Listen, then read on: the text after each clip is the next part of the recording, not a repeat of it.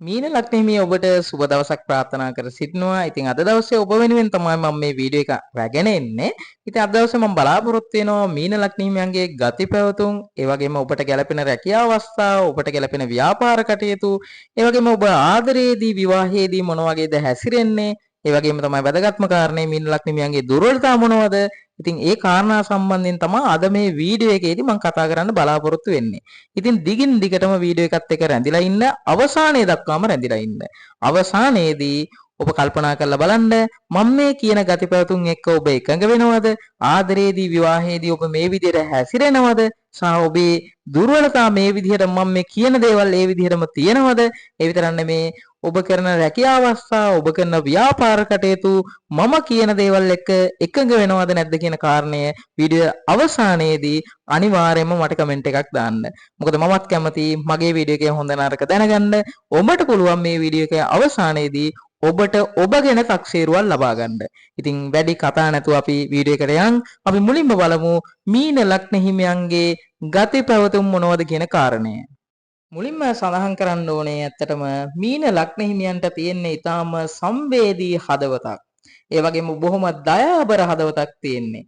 ඒ වගේම තමයි කලාත්මක දේවල් වලට ඊටාම කැමතියි.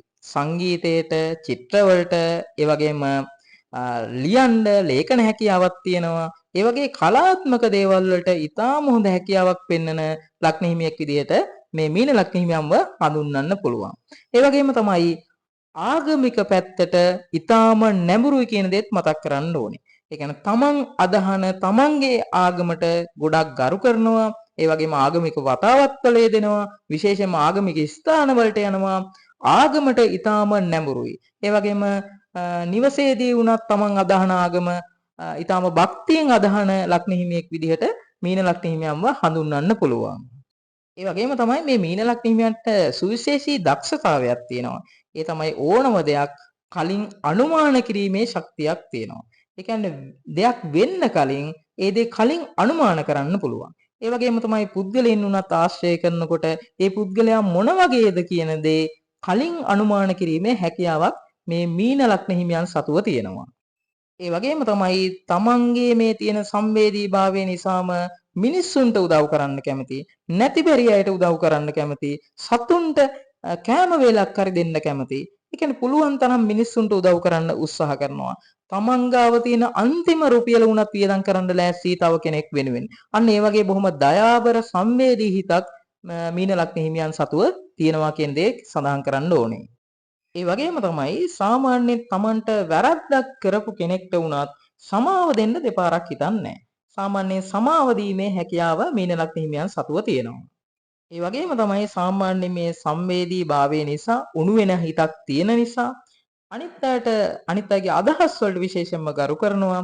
ඒ වගේම තමයි ඕනම වෙලාවක තව කෙනෙක්ට නම්‍යශීලී වෙනවා. ඒ කියන්නේ ඒ නම්‍යශීලී භාවය නිසාම හැබැයි රැවටීම් වලට ලක් වෙන්නත් පුළුවන් විශේෂයෙන්ම ආදරය කියන මාතෘකාව ඔස්සේ රැවටීම ලක් වෙන්නත් ඉඩකඩ තියෙනවා. ඒ කෙසේ වුණත් ඕනම කෙනෙක්ට නම්‍යශීලී වෙනවා. ඒ කියන්නේ තද ගති පැවතුම් නැහැ. ඒ වගේම තමයි සාමාන්‍යයෙන් මීන ලග්න හිමියෝ පුංචි කාලයේදී ඊටාම කඩිසරයි, උනන්දුයි. නමුත් වයසට යන්න යන්න තමන්ගේ උදාසීන ගති පැවතුම් පෙන්눔 කරන ලක්ෂණයකුත් තියෙනවා. ඒ කියන්නේ කාලයක් යනකොට ටිකක් කම්මැලි ගති පැවතුම් තියෙනවා. ගෙදරම ඉන්න උත්සාහ කරනවා. ඒ වගේම ආගමික වතාවත් වල හැම වෙලාවෙම යෙදෙන්න උත්සාහ කරනවා. කාලයත් එක්ක මම මේ කියන්නේ විශේෂයෙන් මැදි වයසට ආවට පසුව ලෞකික සැප සම්පත් වලට ඒ තරම්ම කැමැත්තක් දක්වන්නේ නැහැ. කාලයක් යනකොට ආගමට දහමට ටිකක් වැඩිපුර ලැබි වෙන පිරිසක් විදියට මීන ලග්න හිමියන්ව හඳුන්වන්න පුළුවන්. ඒ වගේම මීන ලග්න හිමියෝ මහජන සේවයට, සමාජ සේවයට ඊටාම ලැබි වෙනවා, ඊටාම කැමැත්තක් දක්වනවා.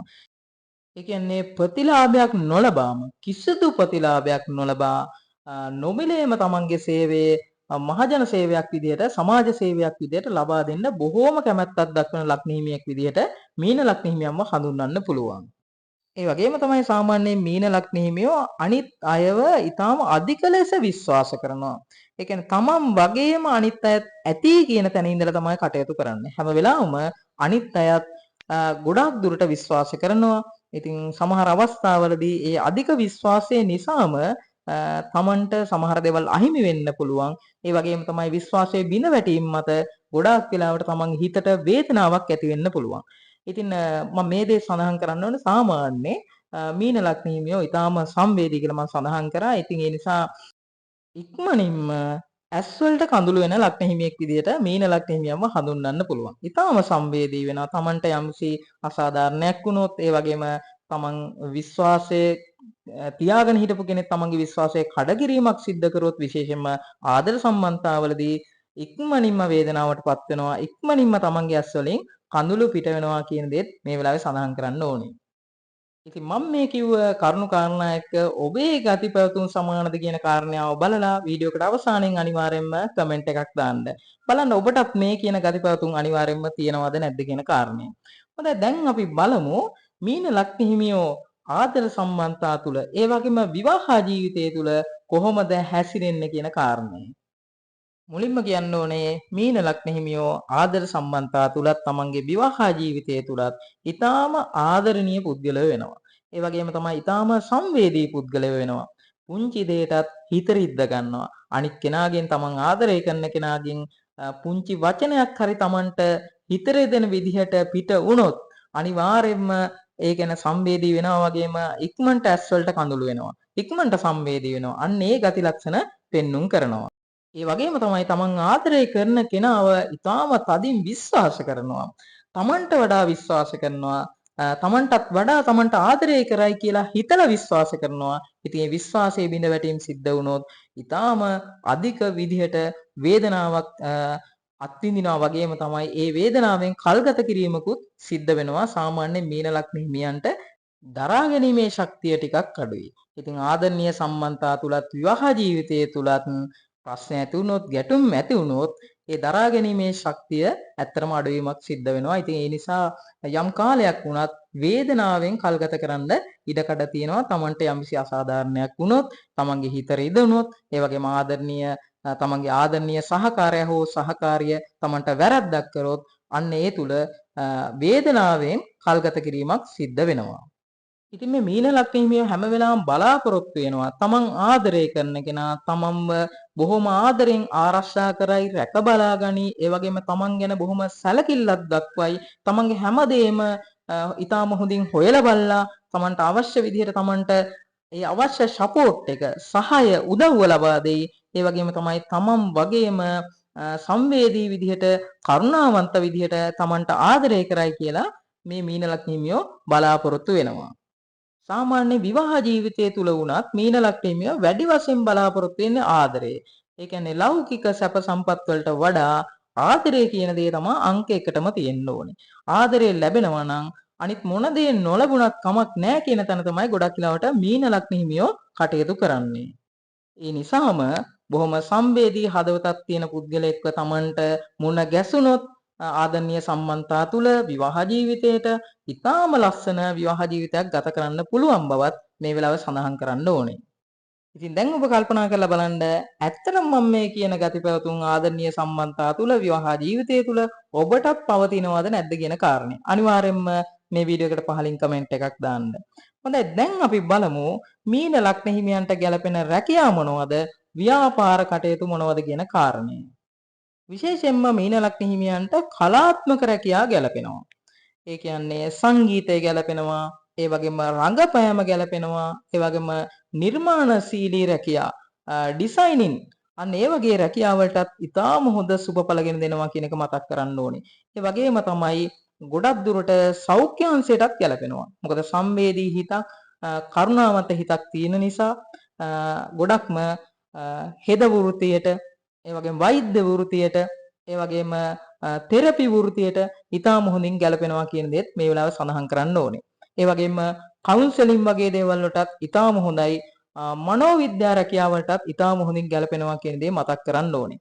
ඒ වගේම තමයි මම මේ කතා කරන ඇස්ට්‍රොලොජි ජ්‍යොතිෂ සම්බන්ධයෙන් යම්සි රැකියාවක නිරත වෙන්නත් ඉතාම සුබයි කියන දේ මතක් කරනවා. ඒ වගේම තමයි මාධ්‍යාංශයට විශේෂයෙන්ම ලේඛන වෘත්තියටත් ඉතාම සුබ පිහිටීමක් තමයි මීන ලග්න හිමියන්ට තියෙන්නේ. විශේෂයෙන්ම මීන ලග්න හිමියන්ට ගොඩාක් ගැලපෙනවා නිර්මාණශීලී කලාත්මක රැකියාව. ඒ විතරක් නෙමෙයි අනිත් අයට උදව් කරන්න පුළුවන් රැකියාවත් ඉතාම හොඳින් ගැලපෙනවා. ඒ වගේ රැකියාව තුලින් ඉතාම හොඳ සාර්ථකත්වයක් ලබා ගන්න පුළුවන් බව මේ වෙලාව මතක් කරන්න ඕනේ. ඊළඟට අපි බලමු මීන ලග්න හිමියන්ට මොන වගේ ව්‍යාපාරික අවස්ථා ගැලපෙනවද කියන කාරණේ. විශේෂයෙන්ම කලාත්මක ව්‍යාපාරය ඉතාම හොඳින් ගැලපෙනවා. ඡායාරූප ශිල්පයට ඉතාම හොඳයි. ඒ වගේම තමයි විලාසිතා සම්බන්ධයෙන් කරන ව්‍යාපාර කටයුතු වලට ඉතාම හොඳින් ගැලපෙනවා. රෙදි ව්‍යාපාර, ඇඳුම් ව්‍යාපාර, ඒ වගේම බියුටි සැලූන් අනේ වගේ ව්‍යාපාර කටයුතු වලට ඉතාම හොඳින් ගැලපෙනවා. ඒ වගේම තමයි සමාජ මාධ්‍ය ඔස්සේ කරන ව්‍යාපාර කටයුතු වලත් ඉතාම හොඳයි. විශේෂයෙන්ම YouTube channel එකක් කරන්න, එහෙම නැත්නම් social media පාවිච්චි කරලා ඒ සම්බන්ධයෙන් මොන හරි ව්‍යාපාර කටයුත්තක් කරන්න, online ව්‍යාපාර කටයුතු වලට ඉතාම සුබ විදිහට ගැලපෙනවා කියන දේ සඳහන් කරන්න ඕනේ. ඒ වගේම තමයි ආගමික කටයුතු වලට අදාළව කරගෙන යන ව්‍යාපාර කටයුතු උදාහරණයක් විදිහට කිව්වොත් පූජා භාණ්ඩ අන්න ඒ වගේ ව්‍යාපාර කටයුතු වලටත් ඉතාම සුබ විදිහට ගැලපෙනවා. ඉතින් ඔබ දැන් බලන්න මම මේ කිව්ව රැකියා අවස්ථා ව්‍යාපාර කටයුතු ඔබටත් තියෙනවද? ඒහා සම්බන්ධයෙන් ඔබට එකඟ වෙන්න පුළුවන්ද බැරිද කියන කාරණේ අනිවාර්යයෙන්ම කමෙන්ට් එකක් දාන්න. හොඳයි. දැන් අපි අවසාන වශයෙන් බලමු මීන ලග්න හිමියන් සතුව තියෙන දුර්වලතා මොනවද? ඔබ හදා ගන්න ඕන දේවල් මොනවද කියන කාරණේ දැන් අපි බලමු. පළවෙනිම දුර්වලතාවය තමයි අධික සංවේදීභාවය. සංවේදී වෙන්න ඕනේ. හැබැයි අධික විදිහට සංවේදී වෙන්න හොඳ නැහැ. අධික සංවේදීභාවය Tamanට අනිවාර්යයෙන්ම ජීවිතේ වේදනාවක් ඇති කරනවා. එතකොට Taman ජීවිතේ විඳින්නේ නැහැ. Taman ජීවිතේ විඳවනවා. අන්න ඒ නිසා අධික සංවේදීභාවය හොඳ නැහැ. ඒ දුර්වලතාවයේ අනිවාර්යයෙන්ම මීන ලග්නිමියෝ හදා ගන්න ඕනේ. ඒ අධික සංවේදීතාවය රැකියාව තුළ, ව්‍යාපාර කටයුතු තුළ, ඒ වගේම තමන්ගේ ආදරණීය සම්බන්ධතා තුළ, විවාහ ජීවිතය තුළ ඉස්සරහට පවත්වාගෙන යන්න හොඳ නැහැ. එහෙම වුණොත් තමන්ට ඒ සියලු දේවල් වලින් අගතියටපත් වෙන්න සිද්ධ වෙනවා. තමන් වේදනාවටපත් වෙනවා. ඒ වේදනාව සමහර විට තමන් ටික කාලයක් ඉස්සරහට අරගෙනත් යනවා. ඉතින් ඒ නිසා අධික සංවේදීභාවය හොඳ නැති බව මේ වෙලාවේ මතක් කරන්න ඕනේ. ඒ වගේම තමයි ඉක්මනින් සියලු දේවල් වලින් වේදනාවටපත් වෙනවා. තමන්ට අසාධාරණයක් වුණොත්, තමන්ගේ හිත රිදුනොත් ඉක්මනින්ම වේදනාවටපත් වෙනවා. ඒ කියන්නේ දරා ගැනීමේ ශක්තිය අඩුයි. දරා ගන්න අමාරුයි. තමන්ට වේදනාවටපත් වෙන දේවල් සිද්ධ වුණොත් දරා ගැනීමේ ශක්තිය අඩුයි. ඉක්මනින් මානසික පීඩනයට ලක් වෙනවා. ඉක්මනින් වේදනාවටපත් වෙනවා. ඒ වගේම සාපේක්ෂ වශයෙන් මීන ලග්න හිමියන්ට තීරණ ගන්න කාලයක් ගත වෙනවා. ඉක්මන් තීරණ ගන්න අමාරුයි. යම්සි තැනකදී තීරණයක් ගන්න සිද්ධ වුණොත් ඒ ගැන ගොඩාක් කල්පනා කරලා බලලා තමයි තීරණ ගන්නෙ. ඉක්මන් තීරණ ගැනීමේ හැකියාව අඩුයි. ඒ වගේම තමයි අනිත් අයගේ පොරොන්දු ඊටාම තදින් විශ්වාස කරනවා. පොරොන්දු කඩවීමක් සිද්ධ වුණොත් ඒ හරහා වේදනාවටපත් වෙනවා. අධික විශ්වාසය ඇති කරගන්නවා අනිත් පුද්ගලයන් සම්බන්ධව. ඉතින් ඒකත් ඇත්තම දුර්වලතාවයක් විදිහට තමයි සලකන්න සිද්ධ වෙන්නේ. ඉතින් මේ කියන දුර්වලතාව ඔබටත් තියෙනවද නැද්ද කියලා කල්පනා කරලා බලලා ඔබ මාත් සමග එකඟ වෙනවා නම් අනිවාර්යෙන් මේ වීඩියෝ එකට පහලින් කමෙන්ට් එකක් දාන්න. හොඳයි මට අවසාන වශයෙන් ඇත්තටම සඳහන් කරන්න තියෙන්නේ මීන ලග්න හිමියන්ට විශේෂයෙන්ම දෙවියන්ගේ ආශිර්වාදය ලැබෙනවා. මොකද මීන ලග්න හිමියෝ තමයි ලග්න 12ෙන්ම වැඩිපුරම ආගමට දහමට ලැබි වෙන්නේ. අන්න ඒ කාරණාවත් එක්ක දෙවියන්ගේ ආශිර්වාදය ඔබට ලැබෙනවා කියන දේ මම අවසාන වශයෙන්ම සඳහන් කරනවා. කෙසේ වුවත් මේ දේ සඳහන් කරන්න ඕනේ මීන ලග්න හිමියන්ගේ දියුණුව සාර්ථකත්වයේ බොහොම හිමින් තමයි සිද්ධ වෙන්නේ. මොකද වැඩිපුර ලෞකික සැප සම්පත් වලට කැමති නැහැ. ආගමට දහමට වැඩිපුර යොමු වෙනවා කාලයත් එක්කම. අන්න ඒ කාරණාවත් එක්ක දියුණුව සාර්ථකත්වය බොහොම හිමින් තමයි සිද්ධ වෙන්නේ. ඉතින් මට මෙතනින් සඳහන් කරන්න ඕනේ තමන්ගේ ආත්ම විශ්වාසය වැඩි කරගෙන ඒ වගේම දරා ගැනීමේ ශක්තියත් වැඩි කරගෙන අරමුණු හීන ඇති කරගෙන තමන්ගේ ජීවිතේ සාර්ථක කරගන්න කියන ඉල්ලීම තමයි කරන්න තියෙන්නේ. අධික සංවේදීභාවය ඇති කරගන්න එපා. ඒ වගේම තමයි අනිත් අයව ඕනවට වඩා තදින් අල්ලගෙන ඉන්න එපා. තදින් විශ්වාස කරන්න එපා. එහෙම වුණොත් තමන්ට පුළුවන් තමන්ගේ අරමුණු, තමන්ගේ බලාපොරොත්තු, තමන්ගේ හීන වලට යන්න. ඉතින් කෙසේ හෝ කමන්නේ මම අවසාන වශයෙන් සඳහන් කරනවා ඔබට දෙවියන්ගේ ආශිර්වාදය ලැබෙනවා, විශ්ව මාතාවගේ ආශිර්වාදය ලැබෙනවා, ඔබට ඉන්න ඉෂ්ට දේවතාවුන් වහන්සේගේ ආශිර්වාදය ලැබෙනවා, මගේ ආශිර්වාදයත් ලැබෙනවා. ඔබට ඔබේ ජීවිතය අනිවාර්යයෙන්ම සාර්ථක කරගන්න හැකියාව තියෙනවා. ඉතින් සියලුම මීන ලග්න හිමියන්ට තෙරුවන් සරණයි.